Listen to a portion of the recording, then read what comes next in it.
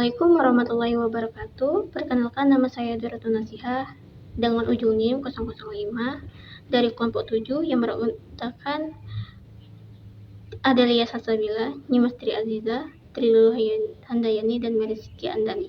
Di sini kami akan menjelaskan mengenai sitoskeleton. Pengertian sitoskeleton. Sitoskeleton adalah struktur intraseluler yang terdiri dari berbagai jenis filamen protein yang memberikan bentuk, struktur, dan fungsi pada sel.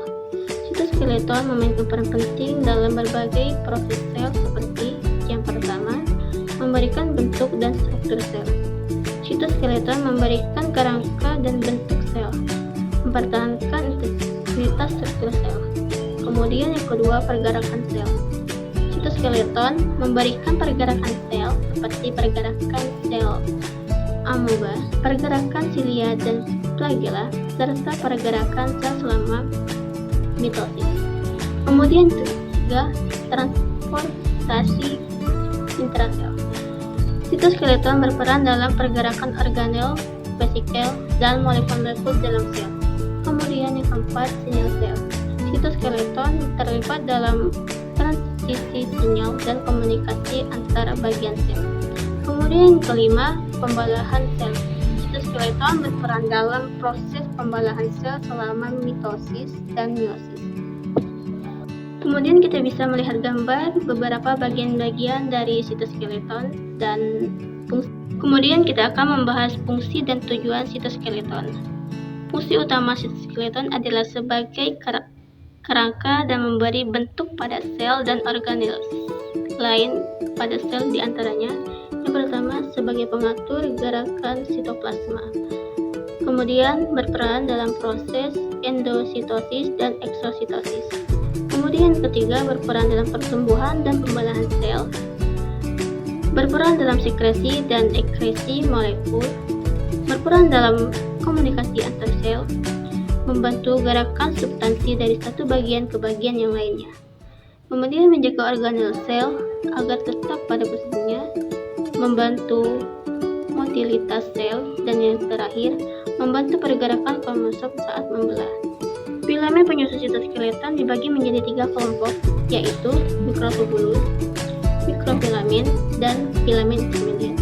Ketiga filamen tersebut saling berhubungan satu sama lain dalam suatu ikatan protein yang bermacam-macam.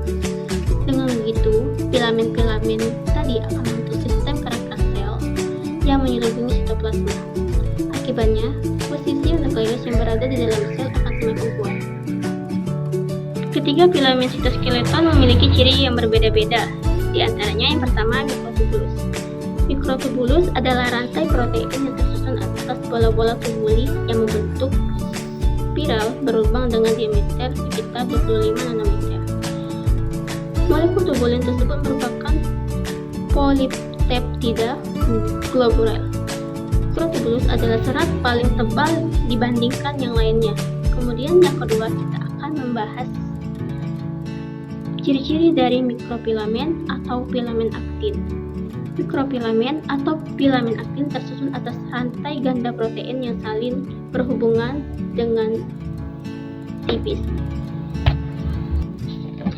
Filamen ini memiliki diameter yang lebih kecil dari mikrotubulus, yaitu sekitar 7 nanometer.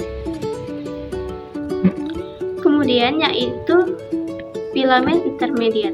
Filamen intermediat tersusun atas rantai molekul protein fibrosa.